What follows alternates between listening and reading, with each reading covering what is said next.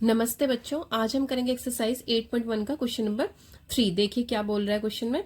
If sine A equals to 3/4 calculate cos A and tan A. क्या कह रहा है कि अगर हमें साइन ए की वैल्यू गिवन है तो हमें क्या करना है, बाकी की दो ट्रिग्नोमेट्री रेशियोज कौन कौन सी, कॉस ए और टेन ए फाइंड आउट करनी है। ठीक है, अब एक चीज देखो, सारी ट्रिग्नोमेट्री रेशियोज हमें एक ही एंगल पे फाइंड आउट करनी है तो हमारे लिए इजी होगा, क्योंकि देखो सेकंड क्वेश्चन में क्या था, हमारे पास अलग अलग एंगल थे। ठीक है, अब क्या है, अब एक ही ट्रायंगल में काम हो जाएगा हमारा, एक ही डायग्राम बनाएंगे हम तीनों के लिए। ठीक है, तो ये बिल्कुल एग्जाम्पल नंबर 1 की तरह ही करना है, जैसे एग्जाम्पल नंबर 1 की थी, सेम उसी जैसा क्वेश्चन है। तो चलिए स्टार्ट करते हैं। हाँ जी, तो देखिए क्वेश्चन में हमें दिया था साइन ए इक्वल्स टू 3/4। ठीक है, अब साइन ए इक्वल्स टू 3/4 का मतलब क्या है, 3 क्या होगा हमारा, अगर हम देखें पी बी और एच के हिसाब से, तो ये पहली वाली साइन क्या होता है हमारा, पी अपॉन एच होता है ना। तो ये क्या हो गया हमारा पी और ये क्या हो गया एच हो गया। ठीक है, अब एच तो हमें पता चल गया 4 है।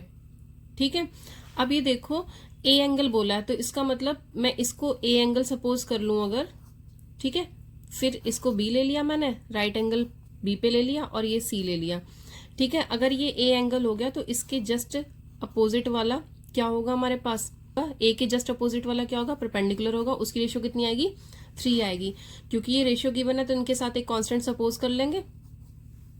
ठीक है, के कोई पॉजिटिव नंबर सपोज कर लेंगे। ठीक, तो अब हमारे पास हाइपोटेन्यूज भी आ गई और हमारे पास परपेंडिकुलर भी आ गया, और जस्ट साइड वाली ए के जस्ट साइड वाली साइड क्या होगी हमारे पास, बेस होगी। ठीक है, ए के जस्ट साथ वाली साइड क्या होगी हमारी, बेस होगी। ठीक है, तो अब हमारे पास क्या है, दो चीजें गिवन है, तीसरी निकालते हैं पहले, फिर उसके बाद हम अपनी ट्रिग्नोमेट्री रेशियोज आराम से फाइंड आउट कर लेंगे। तो चलिए स्टार्ट करते हैं ऐसे करना। In right angle triangle A B C, late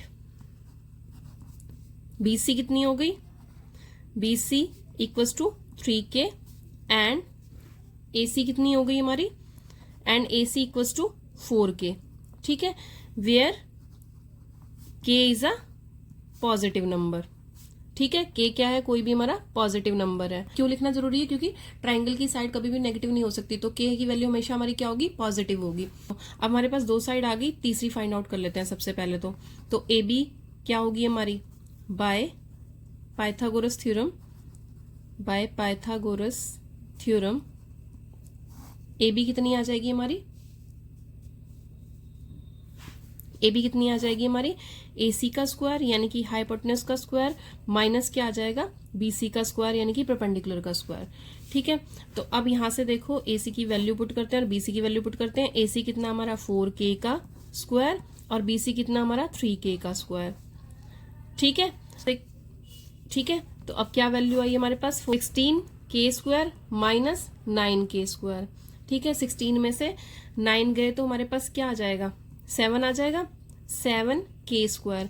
अब 7 अकेला है बट K स्क्वायर क्या पेयर में है ना, तो क्या होंगे फैक्टर्स, 7 इंटू के इंटू के, तो एक K क्या आ जाएगा हमारा, बाहर आ जाएगा, अंदर क्या बचेगा, √7। ठीक है, तो ये क्या आ गई हमारी, ए बी आ गई है। अब देखो ए बी कितनी आई है हमारी, K√7, बी सी कितनी आई हमारी 3K और ए सी कितनी आई हमारी 4K।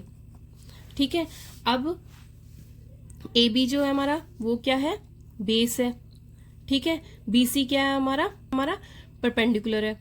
ठीक है, और ए सी क्या है हमारा, हाइपोटेन्यूज है।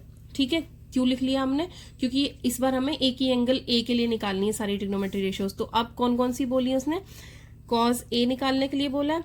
ठीक है, कॉस ए के लिए पी बी एच अगर हम लिखें तो ये साइन के लिए होता है, तो कॉस के लिए क्या होगा, ये होगा, कॉस क्या होता है, बेस अपॉन हाइपोटेन्यूज। अब हमारे ट्रायंगल में देखो, हमारे ट्रायंगल में बेस क्या है, ए बी, और हाइपोटेन्यूज क्या है, ए सी। तो A B upon A C, base क्या था हमारा ए बी और हाइपोटेन्यूज क्या है, ए सी, तो ए बी अपॉन ए सी। ठीक है, अब ए बी की वैल्यू कितनी है हमारी, K√7 और ए सी की वैल्यू कितनी है 4K। K से K कैंसिल आउट हुआ तो आंसर कितना आ गया हमारा, √7/4। ठीक है, अब इसी तरीके से क्या करेंगे, दूसरी वैल्यू निकालेंगे। जो दूसरी ट्रिग्नोमेट्री रेशियो है हमारी वो क्या है, tan A है। tan A क्या होता है, tan क्या होता है, परपेंडिकुलर अपॉन बेस। tan क्या होता है, परपेंडिकुलर अपॉन बेस, ठीक है। अब परपेंडिकुलर क्या है हमारा BC और बेस क्या है AB।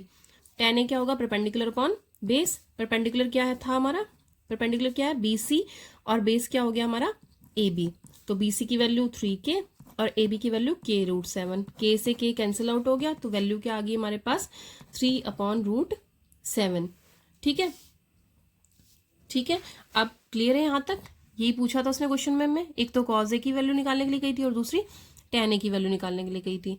ठीक है, बहुत सिंपल है, बस ये ध्यान रखना कि साइड्स जो हमें गिवन है ये क्या है, रेशियो में है। ठीक है, बस ये ध्यान रखना है कि जो साइड्स हैं जो ये हमारी क्या है, रेशियो में गिवन है, सेंटीमीटर में गिवन नहीं है, तो इसके साथ हम सेंटीमीटर नहीं यूज करेंगे। ठीक है, रेशियो की वजह से इसके साथ K यूज किया है।